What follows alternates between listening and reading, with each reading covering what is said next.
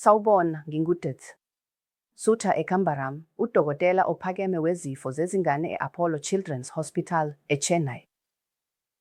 Inkinga evamile esihlangabezana nayo nsuku zonke emsebenzini wethu ukutheleleka emathunjini omchamo, kanti isikhalo esivamile sabazali ukuthi ingane yami ichama kaningi, izwa ukushisa uma ichama, futhi iphinde ichame embhedeni ebusuku.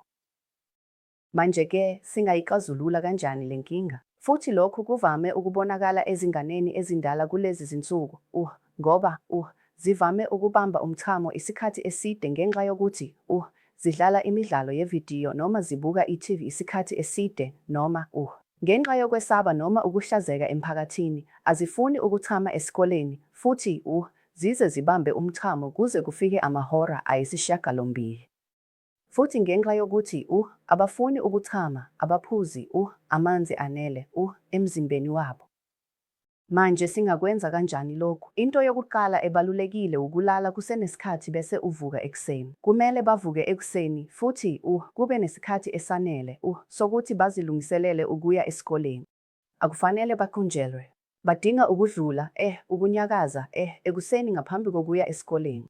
Futhi nasezikoleni, kumele bachame ngokwanele okungenani kabili kuya kathathu, futhi njalo emahoreni amathathu, kumele bachame kanye uma sebese ekhaya ngaphandle kwesikhathi sokulala. Futhi enye into ebalulekile ukuthi kufanele bathathe inani elanele la amanzi kanye kuse ukudla okune-fiber eningi njenge imifino nezithelo, futhi bagweme ngaphezulu udoti. Ngakho-ke lokhu kungabasiza ngempela ukunqoba ukuphunjelwa kanye nokungasebenzi kahle kwabo.